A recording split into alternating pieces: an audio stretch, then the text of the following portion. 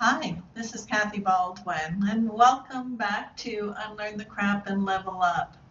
This show with Sarah Jane Wellock is a conversation that has actually been in the archives for a while. And in full transparency, this show probably should be 2 episodes because we talk about everything from the universal laws and how it affects us while Sarah was going through her cancer treatment and how she had to have a double mastectomy. But we also talk about everything from feminine and power, suppression of women's rights. We talk about our emotional connection to what's happening with women around the world having to wear burqas, to talking about orgasm and self pleasure. There's not a topic that we didn't cover. And I'm going to be really raw and honest with you. Not only was this conversation raw, but so was the recording. Because although I hit the record button when we started to talk, we really never ever left the place of being 2 women connecting with each other. And so this is a different format. This is truly an emotional, raw, connected, both of us showing up as 2 real women.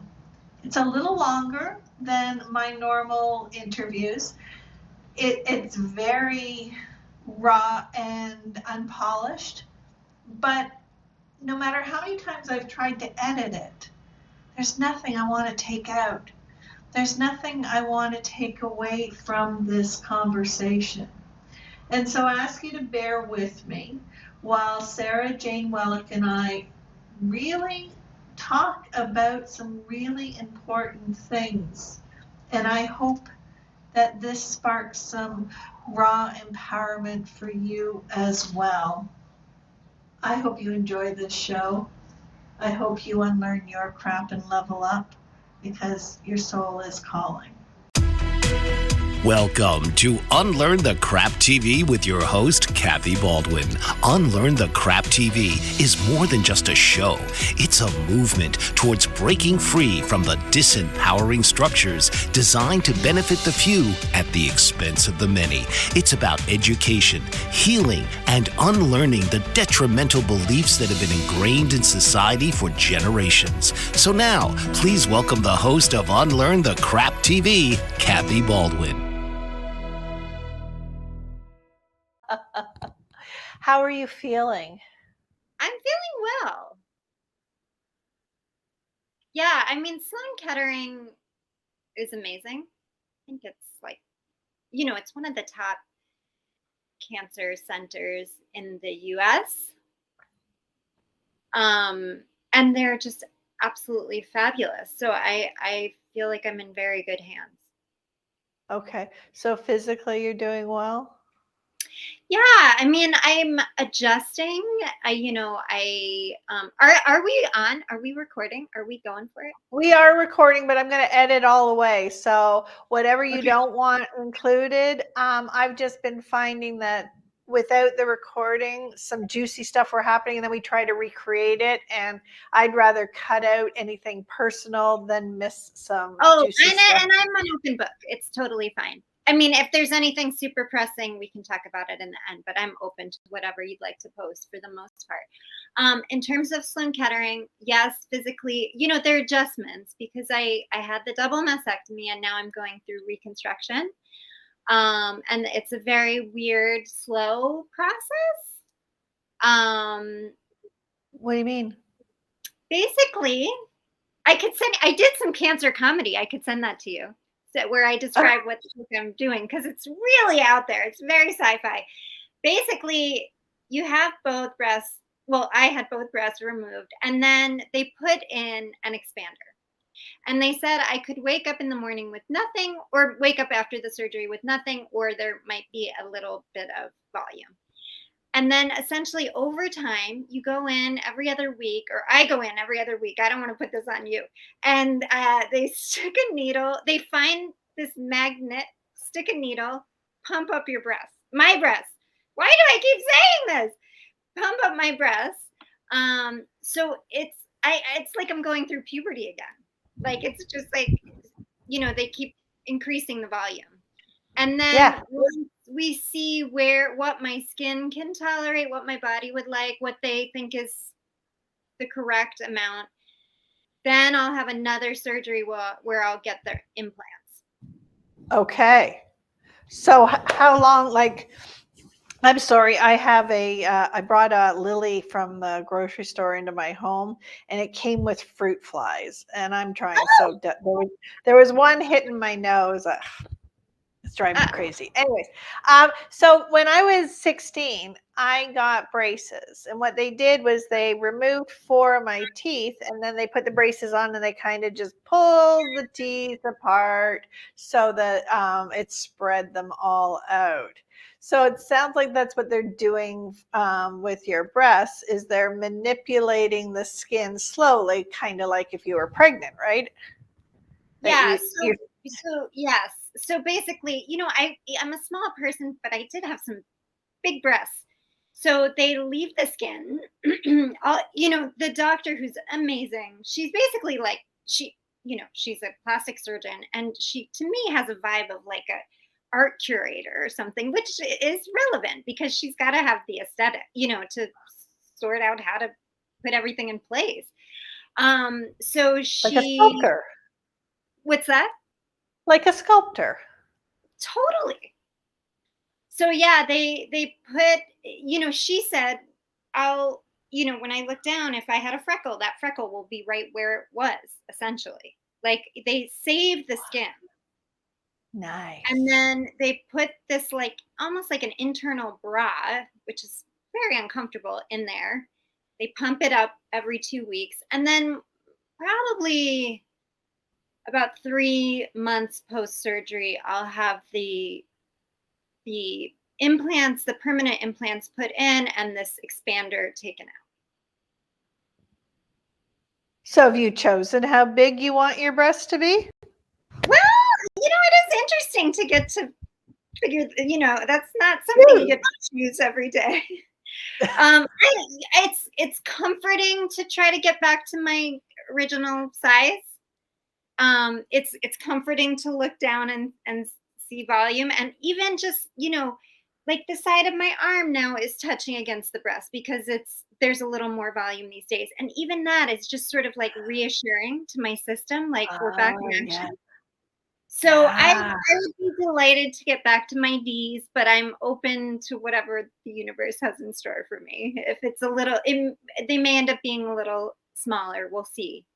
It truly depends on how much my body will tolerate and how much my skin. And I would never want to push it. I want to do what's best for my system as it is now. If I had my choice, I've been a double D my entire life, and I have garnered so much attention by having these big breasts. I would do anything to be a B cup and not require a bra and just walk around in a tank top with little round little balls. I get it.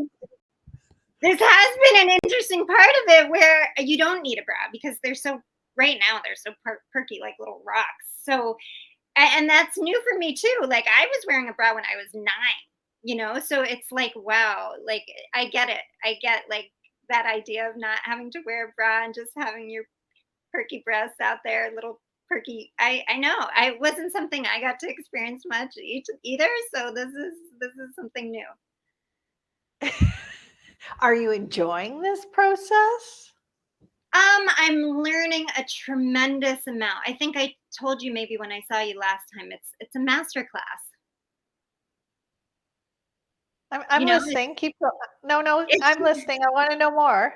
It's just teaching me about life. I many years ago, maybe 20 years ago, I did this practice called A Year to Live, where I lived my life for a year as if I were going to die at the end of that year.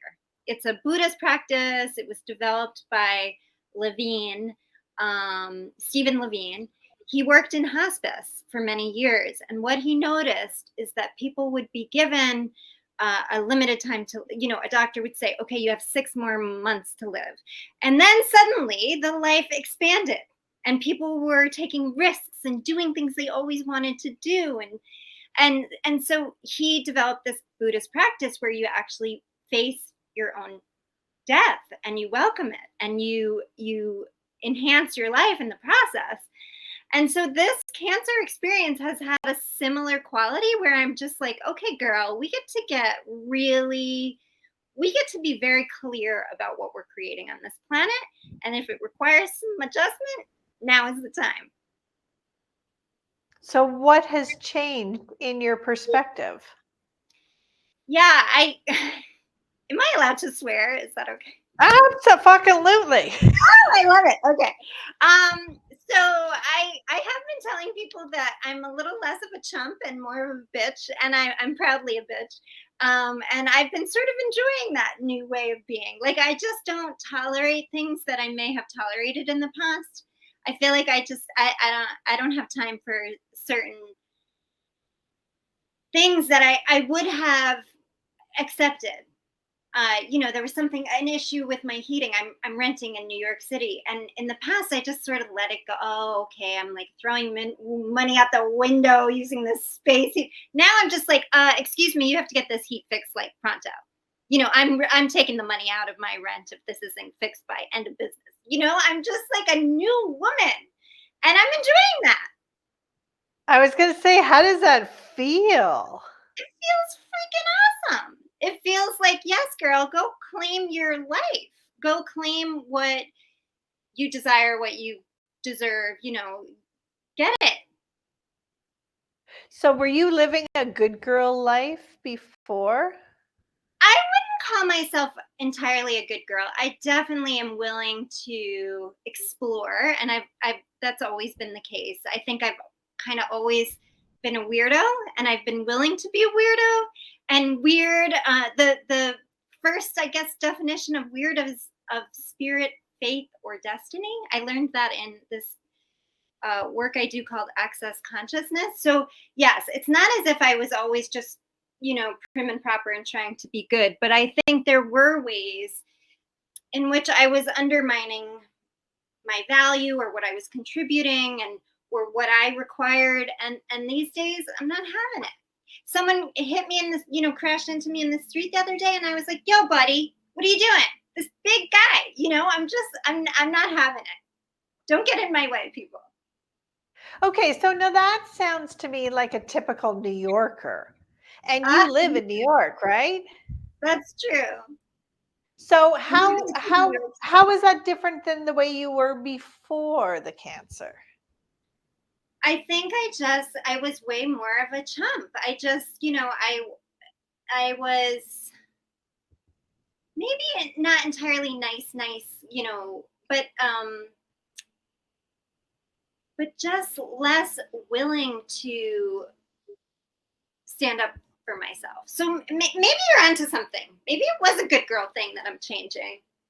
But when you say that, I think about like times I've spent at the dance studio. I like to dance. I haven't been doing it lately because of the surgery, but I like to dance. I'm looking at a pole studio, and that's not nice, girl. That's like sexy, hot, dance on a pole, be wild woman. And those are some of my favorite ways of being. Well, that all depends, because sometimes that dance is created as a subservient and a disempowerment and a feeling of this is all that I have available to me is my body or my sexuality. Because I know when I was young, my sexuality and my breasts that we were talking about were the only thing that appeared to have value outside of me. And that if the world saw that I was smart or that I had opinions or that I was strong, then I was punished. societally for being that way. And so it was part of what I call the societal disempowerment that pushed me a little smaller.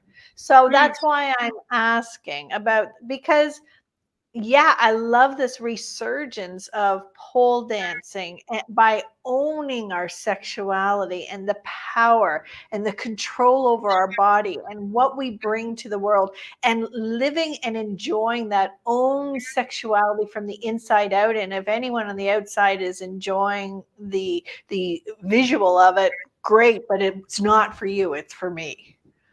Yeah, and that was the flavor of the studio where I belonged. Again, I haven't been doing it much in recovery, but it's more about a reclamation of the body and the eroticism, without doing it for anyone else but my own joy and happiness, and maybe my other sisters that are in the class, but there aren't other onlookers. Everybody in the class is dancing and engaging and getting in touch with feminine movement and reclamation of the body. So it's the empowering end of that spectrum, I would say. I love that, because that's all about what Unlearn the Crap is about that self-awareness, using it for empowerment. I just finished a interview with somebody who had traveled globally, and we ended up on the topic of burqas. I find burqas very, very appalling, because it takes away the shape of a woman. It turns her into a blob instead of an individual. It feels to me as if the world is trying to control what God or the universe created, and deem this creation as unacceptable, where we live in a world where supposedly there are no mistakes. God doesn't make mistakes. So how are we covering this up? And it's about, to me, the silencing of it. But she gave me a really unique perspective that I wasn't aware of, because she had lived and worked in this area of the world. And she was saying, if you could see what those women are wearing underneath. Oh yeah. They're wearing lingerie. They're wearing the sexiest things ever. And my comment was, well, what good is the burqa? Because that energy is coming forward. And the men and the society around can feel that empowerment, and they can feel that sexual energy. They might not be able to see it because supposedly it's cut off from their physical eyes, but I don't believe that either, because we're all energy. So if you're putting out that sexual empowerment underneath a mask, you're still having that energy out in the world. Yeah, thank you for that perspective. That's really interesting. I have heard various ideas about burqas. Like, I've heard that the mystery of it can be intriguing and sexy and mysterious in its own right, even if she's wearing a snowsuit underneath. Like you don't really know what is going on under there. Like, you get to see perhaps into her eyes, but perhaps nothing else. What's that? What's in there? And I've heard women who wear burqas saying that they feel sexy, because it's like, I get to be this person, and yet I'm not receiving all the negative implications, as if I were like walking down the street in a bikini or something much more revealing. So I've heard both ends of the spectrum, and then I've of course heard that point of view that, like, it's silencing a woman. So it's really interesting to think about it and to look at it from various different angles. Absolutely. My issue goes to the fact that I am Gen X, and I came through the Gloria Steinem, the Helen Reddy I'm woman. I know I faced such discrimination by being a female in the corporate world. And I remember I said to one of my bosses, "You're only treating me like this because I don't have a penis." Ooh. And that, I know. I think that was why they laid me off very soon afterward, because I was not capable of tolerating that kind of disrespect because my body came in a female form. Yeah. Well, that's awesome that you had that awareness, and it sounds like you were willing to exercise it no matter what. I was, but eventually the push for conformity and Oh yeah. the push from the external and the desire to want real human connection and real empowerment, the dichotomy or the contrast, it wore me down, It and did. Yeah. it created cortisol in my body at all times, which created fatigue and disease. And, all of these things ended up becoming very detrimental and disempowering. Interesting. So there was a time earlier on when you were willing to stick up for yourself and you had that drive, and then over time it diminished, and then you noticed it showing up as disease or fatigue in your system. Yeah. Yeah, Yeah, because interesting. I didn't know. I didn't know that there were these social rules, right? I was just Mm. showing up to be the, because in school you're taught to bring the best of yourself, right? And you want Awesome if A's. that's And what you were taught. sorry? That's awesome if that's what you were taught. Yes. Well, you need to get A's. You need to be on the honor roll. You need to do all of I these things because you're being graded and judged. And so I was used to always looking to get that feedback that I was performing at a level that I had expected. And so when my actions were coming to a point where I thought I was producing at an exceptional level, but yet the treatment of me, it was those things that, did you have any of that happen in your career?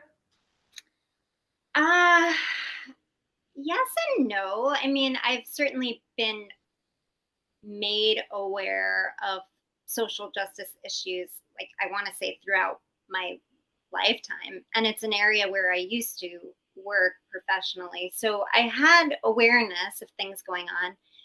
I managed to get into situations for the most part in my professional career where I was working in mostly female run owned organizations.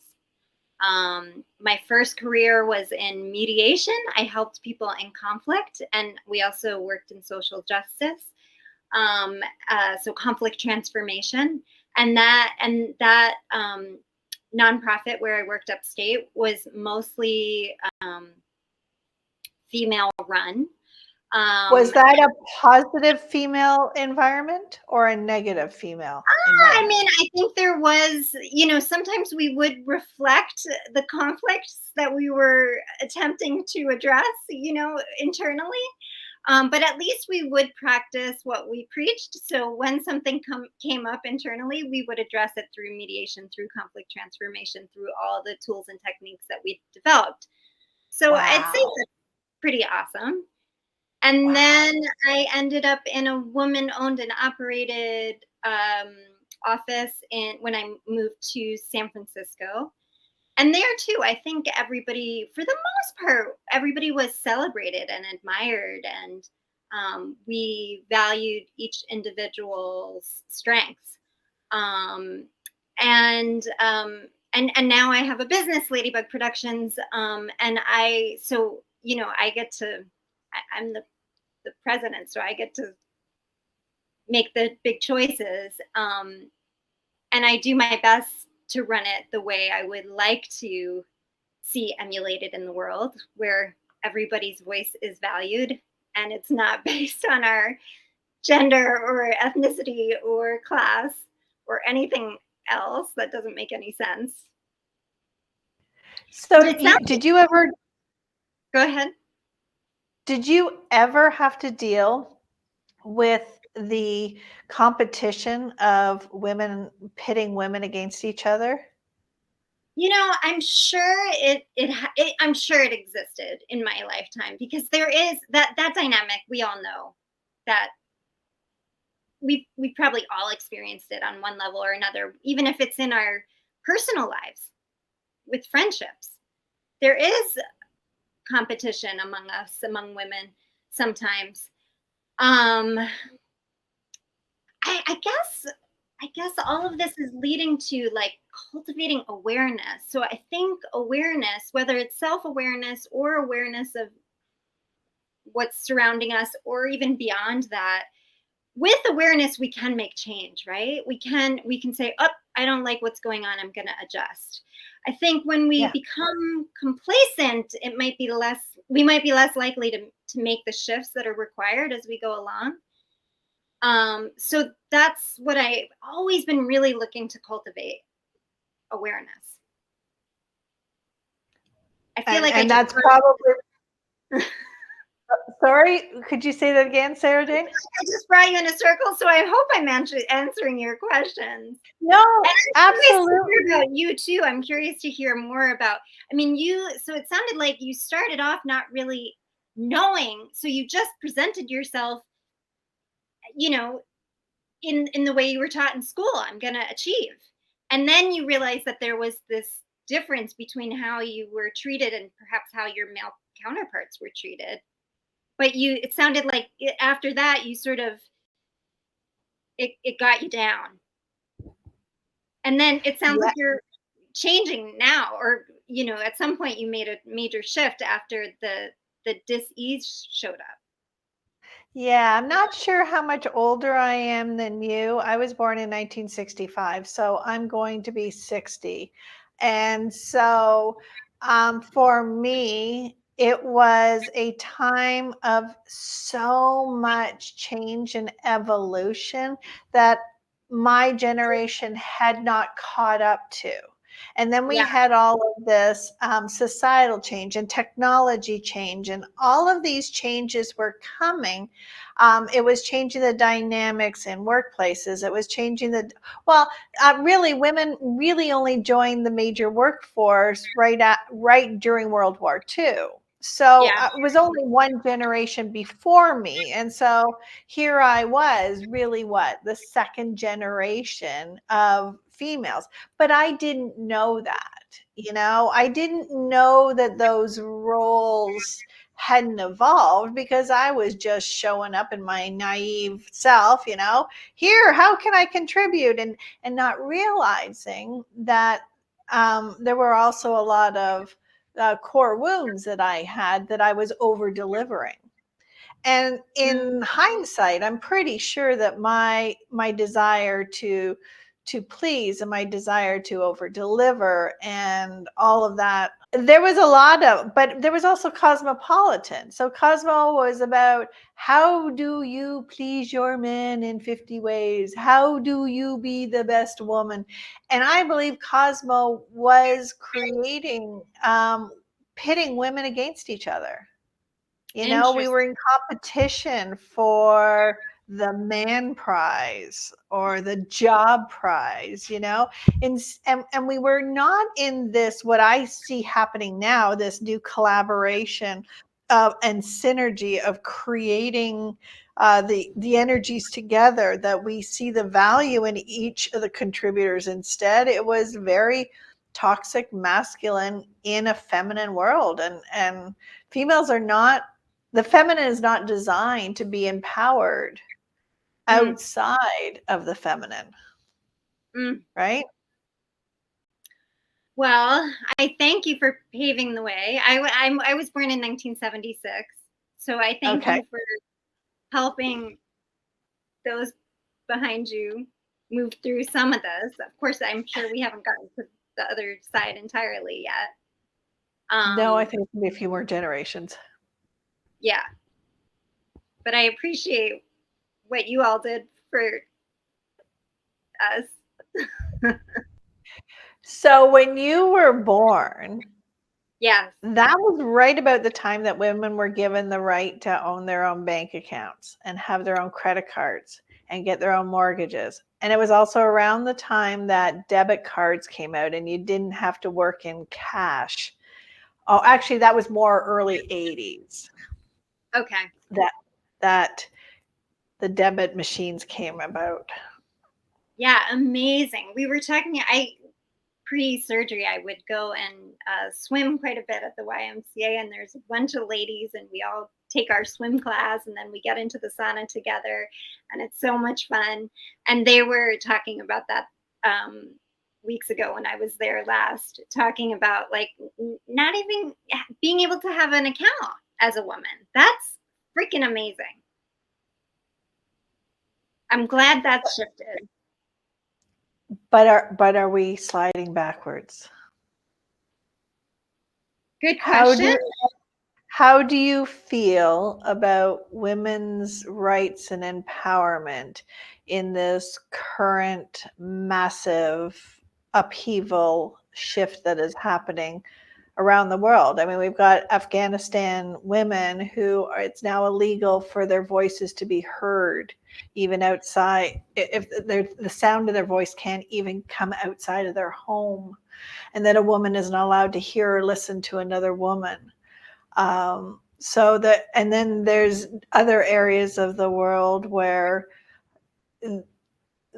here in our Western world, I'm in Canada, you're in the United States, women's rights to choose and our bodies and all of these things are up for grabs. But then there's other countries where they're looking and saying, what are you doing? And so there's so much in, I don't want to say conflict, but it's not transition, it's not evolution, but it's mushy and messy. It is. I'm hoping it's the form of destruction that leads to profound change. I'm hoping that we break it down and then we build it back up and it's better than ever. Like that's the vision I want to, that's the target. It's jury's out as to whether or not that's what's gonna happen. I do think comic book villains eventually come down. So I'm curious to see if that will unfold. It is hard to gauge where we are exactly right now because there is a lot of chaotic energy. Yeah. But I think sometimes chaos can lead to something new and different and amazing. So chaos is feminine. And yes, and that's where I'm going to focus my attention. I mean, because, there's the collective and then there's our internal state. And so when it comes to my internal state, I see it improving, enhancing over time because I continue to work my practices and build practices and engage with people in the way that I would like to engage. Do I see that reflected across the world? No. But I may not even have control, beyond myself. So I think as I keep myself going, hopefully it's a contribution, and hopefully it helps us achieve the target of change, chaos, and then destruction, and then positive, amazing change, creation. Yeah. Do you have a different point of view? Like, do you think we're just No. I know in trauma healing. Yes. That once we release that negative energy, then our body will release all of the suppressed traumas, and they will bubble up because it's like, okay, I'm ready to let this go. I'm ready to let this go. But when it pops up, it's ugly and it's messy and it's a trigger and it takes us out. And so I see what's happening right now, and in my mind, it is those triggers are being released for us to see it, have the self-awareness, the cultural, societal awareness, and look at it and make a choice. Does this serve? Does this not serve? I love that. Because otherwise, I mean, I find if I don't look at it from that from a similar point of view, then I'm just gonna despair. But if I look at all this chaos that's being created as an opportunity for, like you said, something to rise up, get us triggered, get us motivated, and make change, well, that's exciting. I Absolutely. love the two words together, choice creates. Like, to me, that's just poetry. Yeah. Like, we make a choice and the choice is going to create something. And we can do it on an individual level. And again, hopefully that contributes to the collective. When I think about chaos and change and things that are happening, and I think about universal laws and how we're in cycles of rhythm and movement and energy, I also come back to our original conversation of those women in the burqas. And Yeah. if they're wearing the sexiest lingerie underneath that, then that energy cannot be contained. And so That's if we true. allow ourselves to go into the despair, if we allow ourselves to go into the fear mode, then that's the energy we're bringing into the world. And that is part of what that old mandate, that old control power wants, that they want us in fear, because we're Right. disempowered when we're in that state. But I if love what we you're but if we're bringing it for empowerment, if we're bringing it to, yes, I see the ugly and I'm going to fill it with love. Let me tell you the most amazing thing that happened to me once. I went to this retreat, and they were putting us into the most volatile, chaotic, hateful, horrible situations. And they let you know that this was going to happen. Okay, so we were fully aware; it wasn't a surprise, and we were told right ahead that love was the only power that would keep us safe.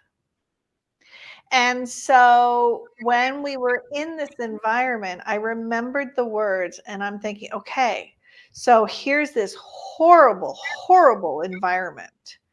And I just poured love into that person who was putting me through this trauma.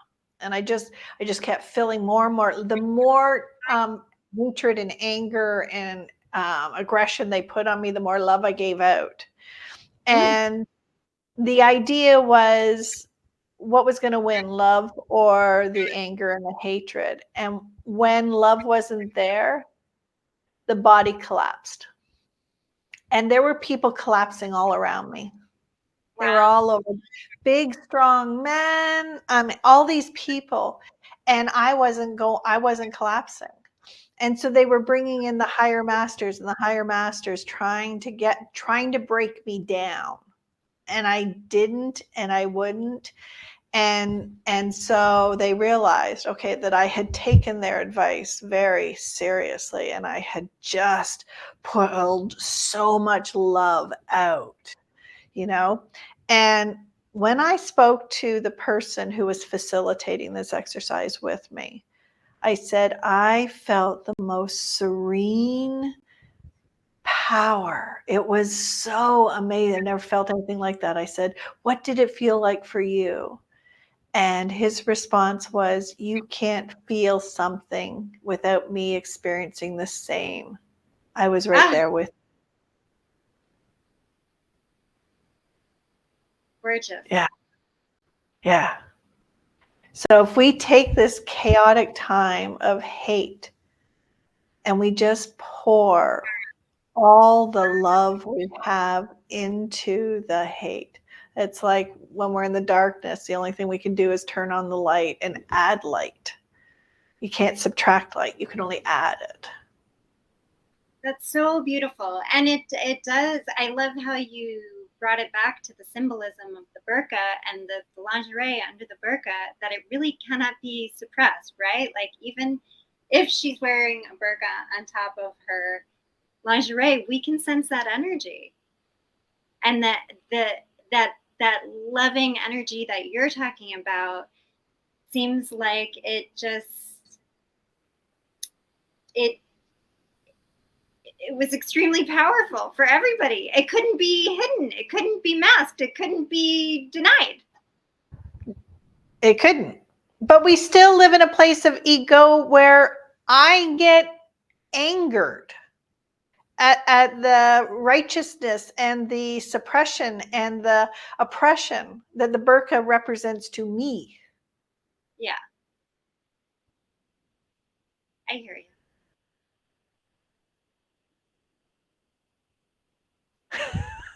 Who knew where this conversation was going to go? So we're talking about personal empowerment, and we're talking about that sexual powerful energy. Yeah. I want to know more about your caress group. What is it? How did this get born? And what is your vision and mission with this? I know I asked like 10 questions, so I'm just going to let you begin and then I'll ask more. Okay, I'll do my best to unpack that. Yes, I have a practice that I call caress. We meet just to be the witchiest witches. We typically meet at least twice a month, typically on Zoom, so people from around the world join us. This is people with the clitoris only, typically, although I have opened it up from time to time. And what do you mean from time to time? For transgender? I'm sorry? Or for transgender women or for males? Like, what do you mean open it up? It's typically just for women, and it's an opportunity to commune with our own bodies, each other's bodies.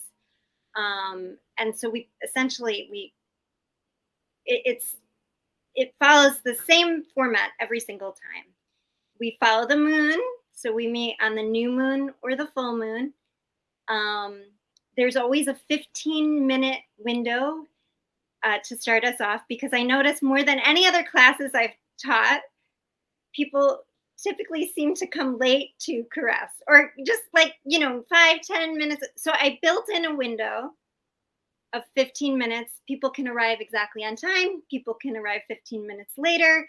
We can have a casual conversation. They can ask me any questions. They can talk with each other. The idea also being that orgasm is unpredictable. So we have this 15 minutes of free space, and then we dive into the practice. And so I always mention, I start by lighting a candle, because a candle can really remind us of our sensuality, I think. It's true of anything. I mean, we can notice our sensuality right now. I'm noticing I'm sitting on this surface. I'm noticing my hair touching my face. I'm going to take a sip. I can take a sip and I can notice the fluid in my mouth.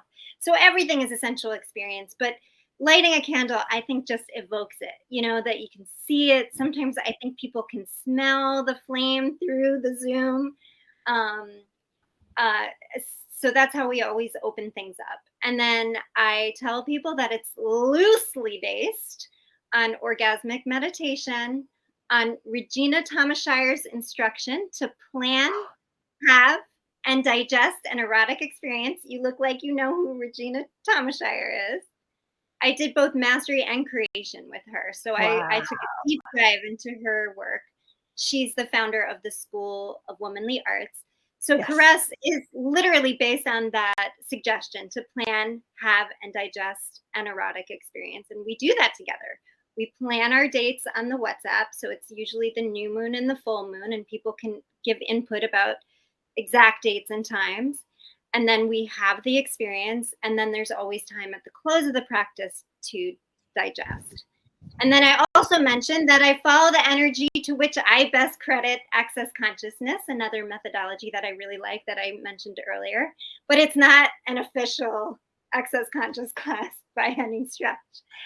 And then I lead, sometimes people offer suggestions for whatever's going on in their world at the present, and I'll weave in those themes for our practice. And basically we stroke our clitoris for about 15 to 20 minutes together. I lead people through this. It's a meditation.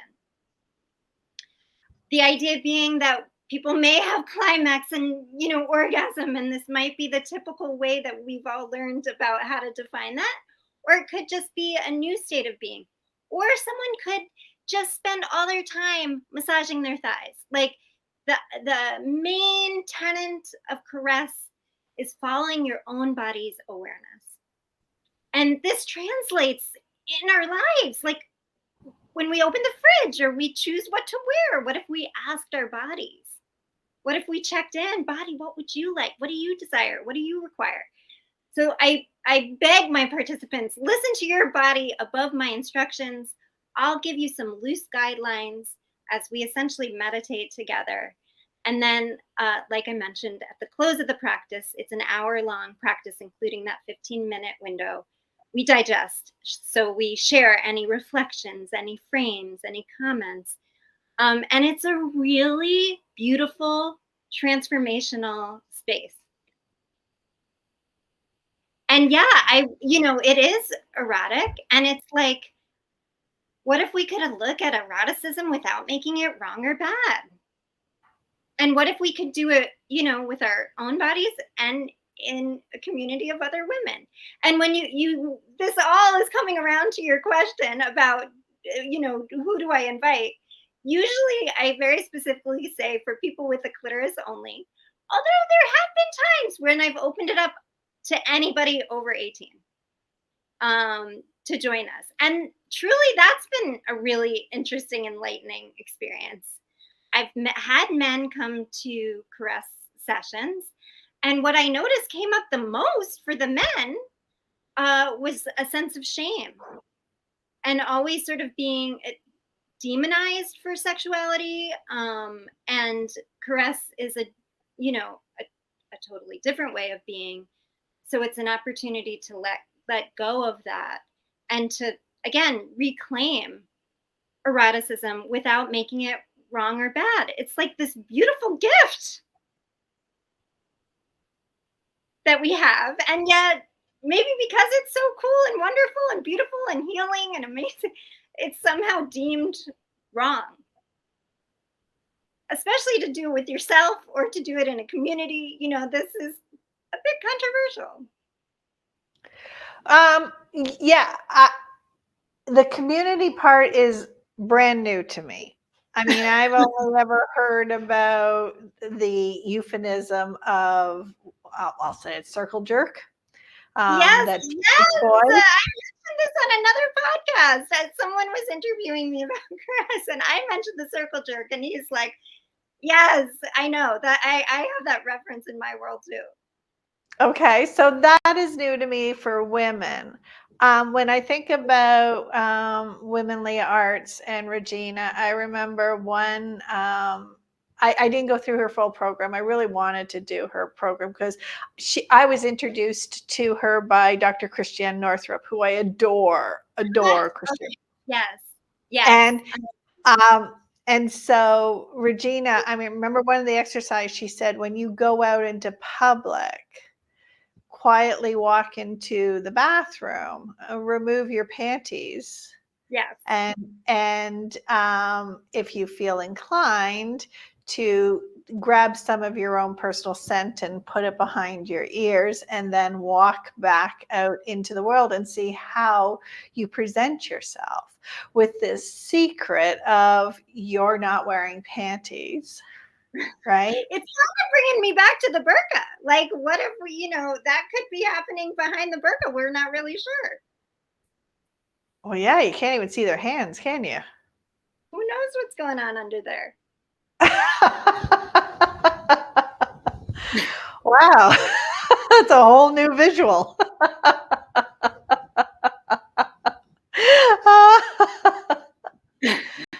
Yes. So tell me, what profound experience the participants get through this practice? How does it bring empowerment?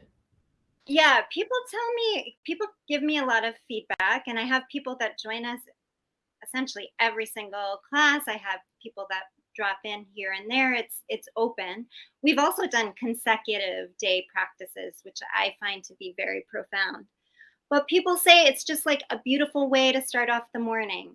It's a way to commune with other women and to commune with ourselves. People talk about how rather than being solely dependent on another person, like maybe a male or a romantic partner, it's like a way to be sexual and to be erotic without being dependent on a partner or a man or any individual. It's a group practice. I noticed that for myself. I noticed knowing that I have my own back in that way helps me trust that the universe has my back. Like I remember it's a little woo woo, and I remember hearing people say, "Oh yeah, the universe has your back," and I was not one of these people that really believed that.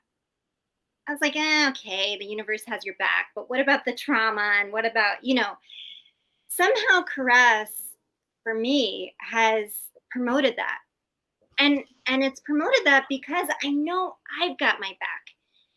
Twice a month, every single month, I'm going to gather with these ladies and I'm going to give myself attention in an erotic, beautiful, pleasurable setting, safe setting. And that is calming on the system. I don't know if you can sense that, the energy of it. I can definitely sense the energy coming from you. And in my head, my own traumas are popping up. Yeah. So do you want to in my head, as you're discussing this, all I can think about is independent satisfaction. Always felt lonely because Yeah. I long to be touched. I long to be kissed. Woo, we're getting emotional on this one. So knowing that it wasn't in communion, it was by myself, it didn't have that same level of energetic exchange that you would get by exchanging energy. And so my curiosity is that loneliness and that isolation helped by being in communion? Because energy cannot be contained even through Zoom. Like you and I, we're exchanging energy and we're not even in the same country. And I'm sure anyone who's going to be watching this conversation is going to feel whatever energy we're putting out. So, and when you think about the love languages, for me, my major love language is physical touch. So I'm curious. Yeah, I would love to invite you. Come check it out. It's like, yes, I hear you. And I do think bodies love to be touched. It's not as if I'm saying don't touch anybody else and don't go make out. Like that sounds fun too. But there is just a sense of like, wow, I can engage in this practice that normally people, if they do it at all, would do it alone. And here in Caress, I can do it with my sisters. I can do it, on this reliable timeline at least twice a month. And I get to, we share things in the WhatsApp thread. It's a really free space. And there are people that tell me, I want a self pleasure. I mean, I know it's good for me and my body, and it brings me a sense of joy or ease or health or various different outcomes. But I just don't have the motivation. But knowing that Caress exists and that we meet twice a month and that we have each other, it kind of changes it. I call it my tagline is a business doing pleasure with you. I love that. And yeah, for me, it did help me, when I was longing to be touched. You asked me initially about its origin story. It came about during quarantine. I was not dating anyone at the time. I was wondering, how long am I going to be here in my apartment alone? What's that about? And I'm with you, sister. Physical touch is really important to me, very highly ranked. I took that test as well. And so I was like, okay, what can I do to take care of physical touch? At that time, I wasn't ready to invite anyone to the party physically. During, the original stages of quarantine in New York City. So I was like, okay, cool. Maybe it's a Zoom. Maybe it's a Zoom with other ladies for the most part. Maybe it's this opportunity to explore our own bodies. But like you said, rather than just doing it by yourself, we're doing it together and we're sharing. Another part of the practice is taking a look in the mirror at your vulva and perhaps giving yourself a frame or a reflection or an insight. Maybe noticing shape, size, color, state, texture. I mean, just doing that can be a big deal for a lot of women. Some women have never looked at themselves. Yeah, I had a profound experience with one of my mentors where she had me do that and then showed me pictures of the Virgin Mary. Yes! Gorgeous. Little similarities happening there. I gotcha. It's true. Yeah, it's beautiful to look. And it's always changing. And it's like this amazing kaleidoscope. Oh, my internet's doing something weird. It's this amazing kaleidoscope, I said, when you take a look. And yet maybe we don't always schedule the time to do that. And it's unlikely that we'd schedule the time to do that in a more public setting. But, Caress gives us that chance. That's amazing. So one of the questions, yeah, go ahead. So one of the questions I want to ask you about is about universal laws of energy, which energy cannot be created or destroyed. It can only be transferred or transmuted. And then the other universal law is the masculine and the feminine, that is part of the polarity of creation. What do you find is happening with empowerment when people are able to harness their sexual energy like this? Yeah, I think it's literally taking it in your own hands. Literally. Right? That's what we're doing. And we're not doing it alone in the dark in the covers. We're doing it with a community of other practitioners. And we're doing it on a very regular, dependable schedule. So it's like, they say in romantic partnership to schedule a date, or, maybe Wednesday is date night or something. What if we did that for ourselves? What would that create? For ourselves, but still together. So I think energetically, it's, like I said, it's taking that empowerment into our own hands. It's communing with our bodies and with each other. It's sharing the love. I mean, especially in the consecutive day practices, really gain insights. And it might not be something you would otherwise do. It's like, I'm going to put aside this time. I'm accountable to my other sisters on the call. I'm going to show up for them and for me. And I think that translates in lots of different ways, like the universe having our back, or even the ways I think one would engage in romantic relationship while simultaneously practicing caress is really beneficial, because it's like, I'm not solely dependent on one other person. I have this other practice that I cultivate regardless of circumstance. There might be a quarantine. There might be a rainstorm. I'm still going to show up.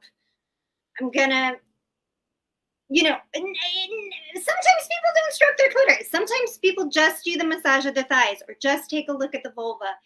There was someone in the practice the other day saying she people know that I went through a double mastectomy, and I'm moving through that experience. And she spent the time looking in the mirror at her breasts.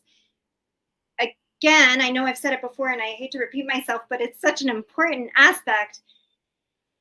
The idea is all about following your own body's awareness and putting aside the time to do that. So there are people, and there's a pretty wide range of ages. There are people going through menopause. There are people, and their bodies are changing, and they're exploring that. There are people that are younger. There are people that are post-menopause. It's a pretty wide spectrum. Again, I hope I'm answering your questions. I feel like I'm going off. No, absolutely. So one of the things I talk about in Unlearn the Crap is that our body is constantly talking to us. Yes. Between our emotions, the biochemistry of our hormones, through the chemicals that are happening within our gut microbiome that changes the neuroplasticity of our brains. We can create our own serotonin and dopamine and all of these things so we can create our own experience. But we have not been taught the language of our body. We have not been taught the empowerment of that. And I had to learn that as part on my own by figuring it out in order to save my own life, because my life was in jeopardy based on my own destruction that was happening with my own mental health. And so I had to figure this out and listen to what my body was saying to me. But I've never, even though I know the power of the sexual energy, and I know that our sexuality resides in our root chakra, which is part of our foundation, which is, even if you take it into psychology and go to Maslow's hierarchy of needs, sex is like one of the core foundations of human existence. And yet we've been taught to not talk about it, not think about it. We've been taught that self-pleasure is wrong or shameful, or all of these other things that take us out of our own personal alignment. And so listening to you talk, it is fascinating. It has me engaged, and it's soothing to know that it just goes along with what is naturally how we were created.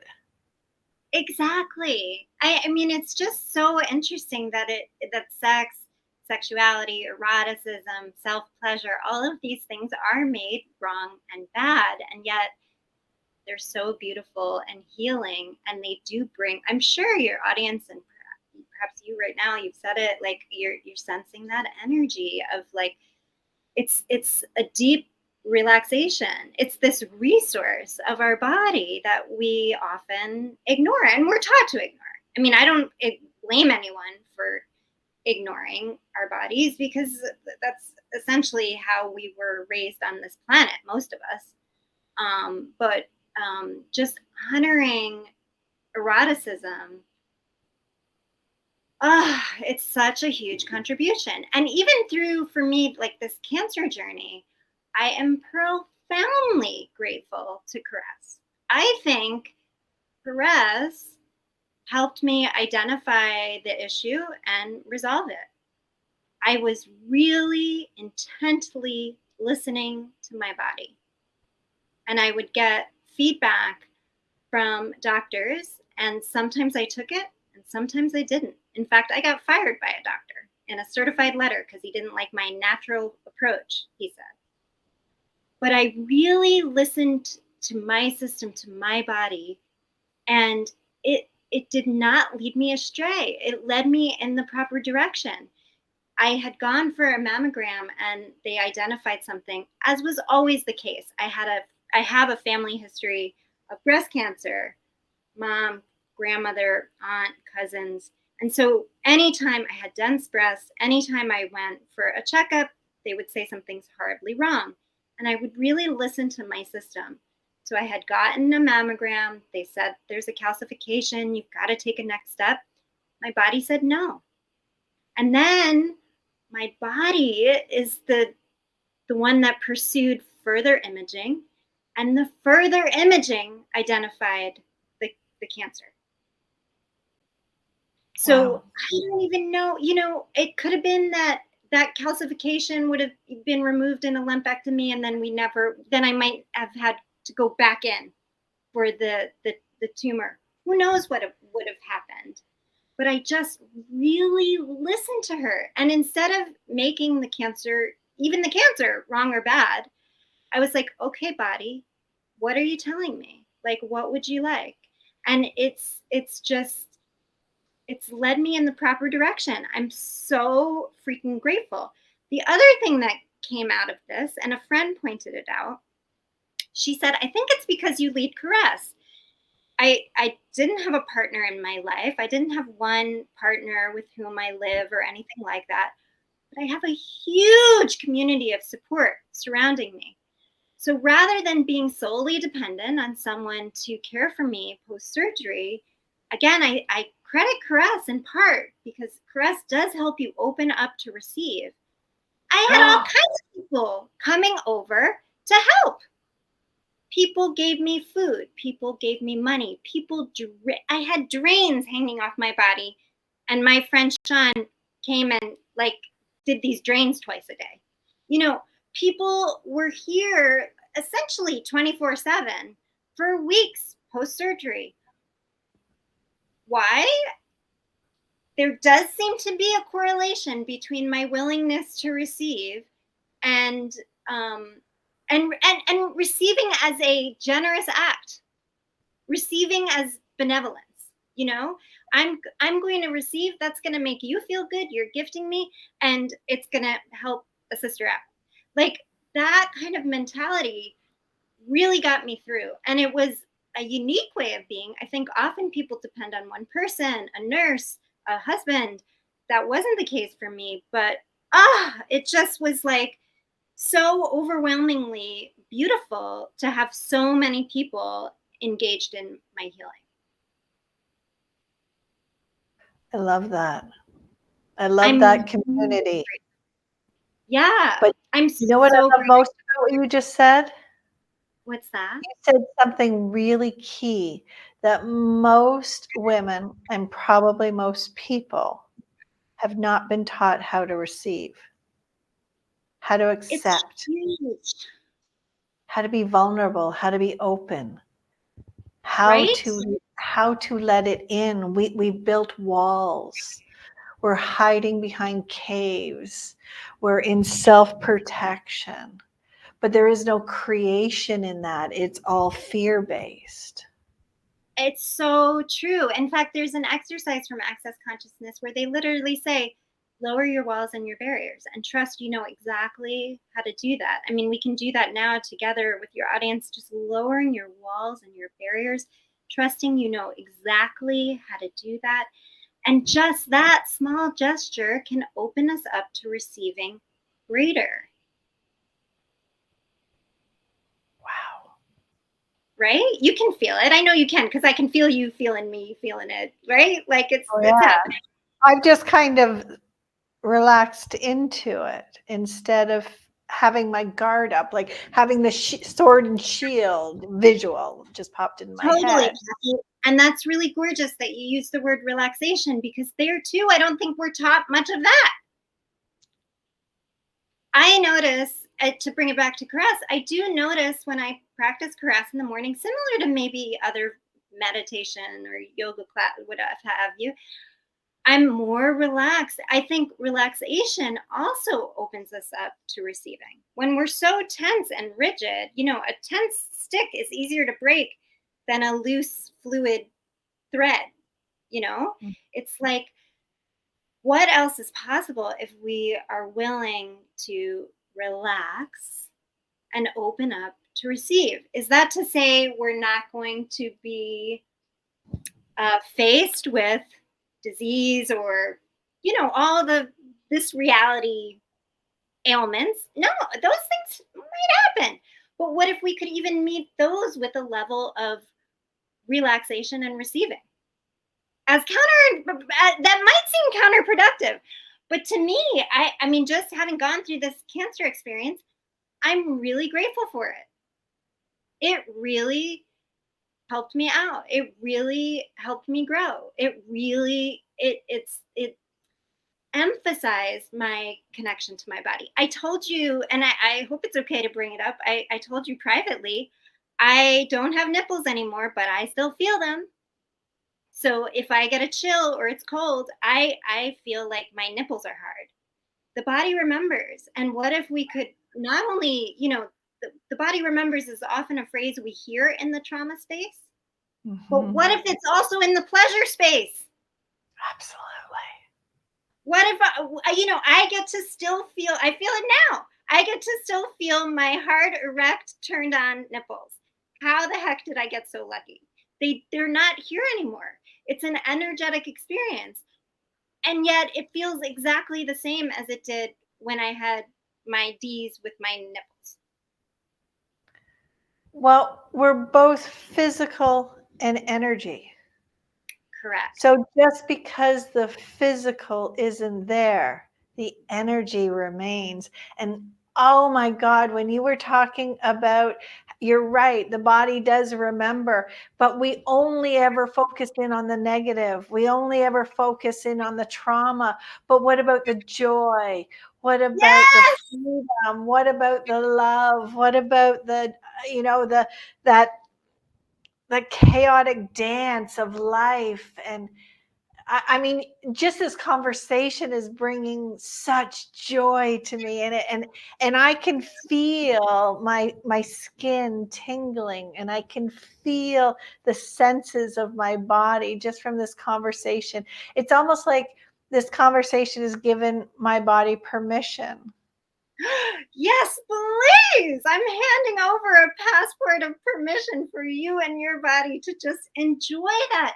Because, yes, I mean, I too worked in the trauma world. I studied somatic experiencing by Peter Levine for 7 years, and I practice it, and it's amazing. And I remember a teacher, Rajesh Selvman, in that space talking about there's the vicious cycle, but there's also the virtuous cycle. Like sure we can tap into a collective trauma, and there's a lot of that going on right now. Let's be real. But there's also virtuous stuff happening all around us, miraculous things. You see me moving my head, I'm looking out my window, I see flowers, I see trees, even in the middle of New York City. That's a beautiful, miraculous experience. And yet we haven't necessarily mastered the art of noticing it. But what else is possible? Yeah. And when we come back to the physical, biological, mechanical parts of our body, we have a part of our brain called the reticular activating system that works like a screen door, and it only allows in that which we have given permission. And if all we're focusing in on is the trauma and the pain and the hate and the negativity, that's all the screen is allowing in. Yes. But what if we set our filter for the joy and the opportunity and the experience of love and creation? And orgasm. Let's just throw And that. orgasm. Yes, that's precisely what I'm saying. Yes, like it's our birthright, joy and pleasure and eroticism. Like they're like what you were saying earlier. They're essential parts of our daily life and living. Do you know that we used to talk about the orgasmic pleasure of art, of dance, of music, of cooking, of all of these things. And now everything is a chore, it's a duty. Oh, I mean, I know. I'm like spitting that one out. Yes. I mean, another modality that I created many years ago, well before Caress, is called the living blog, where I write a diary entry in the morning. I read it on a stage, and then I pair it with erotic movement. And then everybody in the audience gets to write, read, and move. So to me, art is amazingly transformative and erotic and joyful And juicy. and juicy. Yes, please. I think art can be, if I'm in a low space and I remember to do something artistic, it makes all the difference. And sometimes that looks like cleaning up my place, and sometimes that looks like drawing, and sometimes that looks like writing a diary entry or moving on the pole or whatever my body requires or desires. When I remember to do that, oh my gosh, it makes all the difference. Yes, to art. I told you, I was telling you earlier, I created cancer I don't know if I created it, but I did cancer comedy recently. So I got on a stage and made people laugh about cancer. Art has that amazing self-revelatory effect. And it bonds. It does. And it's like nature, right? It's like the earth or the dirt or the trees or the flowers. It's like it moves you through that, sometimes ugly, as we were mentioning earlier, sometimes imperfect, sometimes chaotic, but beautiful, creative process.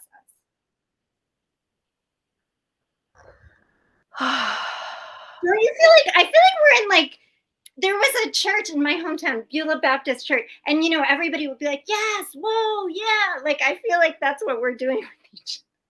Preach it, sister. Yes, give it to me, yes. baby. Yes. That's what it feels like. That's what it feels like. It just feels so joyful. That was something amazing from somatic experiencing. So it's again, trauma healing method created by Peter Levine. It's very brilliant. I studied it for years. But like what he talks about is we can go back to the animal body. And for instance, big animal might be chasing little animal.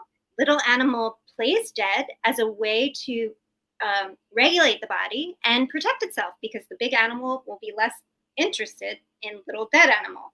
Big animal runs away. Little animal shakes it off, doesn't harbor any chronic stress or problems in the system.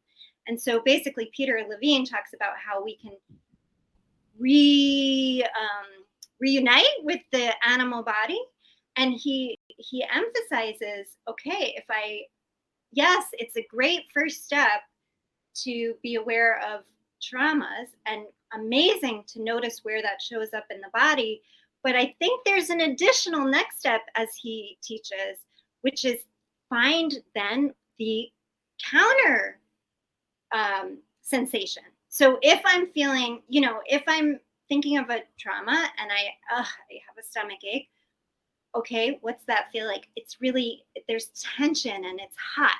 All right, where do you feel the most loose, relaxed, cool in your system? And then giving that your attention. I mean, it's kind of like the theme of this conversation, right? Like we can focus on the pain and the suffering. I wouldn't want to totally ignore everything that's going on, but we can also invite the joy and the pleasure and the ease and the relaxation. Yeah. One of the things that I talk about all the time is that our zone of genius, because we live in a world of polarity, our traumas, our challenges, our stresses show up at the exact opposite place. And so if we use that information, when those traumas come up, it's about honing our zone of genius. Yes, please. That's such a brilliant observation. Access consciousness says, like, what if our wrongness is actually our strongness? It is. Right? All those things, other people or society or our programming, that you talk about, they all think it's wrong. What if it's actually strong? Like, what if it's the superpower that we were never willing to see? I think it is. I mean, we talk about ADHD in our school systems and medicate it and keep it contained in a box because it makes it easier for the system. It As doesn't. if ADHD is a bad thing. Like being able to concentrate on multiple things in this crazy world we live in, that sounds like a skill if you ask me. It also, the people on the spectrum see Are things. Yeah, but they see things in such a different perspective, and we need that perspective, and that's usually where the genius comes. And when we try to suppress it, and when we try to ignore it because it's outside of our conformity, well, who the hell told us that living in conformity and all being the same, like we were plastic being pumped out of a mold, injection A mold robot. system? Yeah, no. There's never been a more important time for each and every one of us to step into the beauty of our humanness. Preach. Hell yes. You got to promise me we're going to have more of these conversations. Oh, please, I'll do this every week. Yes. I might take you up on that. Hello. Can we have one of our fun, amazing, brilliant conversations? This is what's healing. This is what the world needs. Yeah. So what is this? Should we distill it down? It's like giving our attention to the joy and the pleasure. Yeah. Listening to the wisdom of our body and honoring the needs of that knowledge because it's guiding us to where we belong. Every part of it.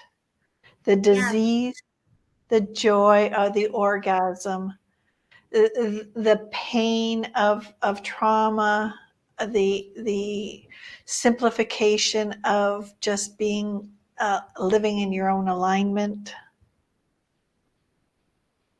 Buddhism talks about the 10,000 joys and the 10,000 sorrows of life. And like, what if, we could just embrace all of it? What if we didn't have to make any of it wrong or bad? It's just like, wow, there's information, there's consciousness, there's awareness, there's fruit. We have to have both. We have to have both because nothing is created without the rubbing, the conflict, the energetic, the combustion, all whatever term we use, we see it in all areas of our life. And yet we think we need to suppress it and deny it and numb it out and zone out. And all, like when you were talking about relaxation, we were taught the only way to relax is through numbing of substances or TV or another form of marketing that somebody will make a profit from our taking care of our own needs. Yeah.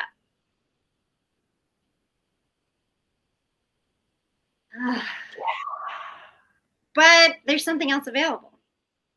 Yeah. And the truth is, whenever you like numb something out, I find, or push something away, it only gets stronger and louder. I remember Oprah Winfrey. I always remember Oprah Winfrey talking about, life speaks in whispers and then it speaks in screams. And I think that's really accurate. Like if we're not willing to listen to the whispers, life gets louder. Well, that's how I had my breakdown.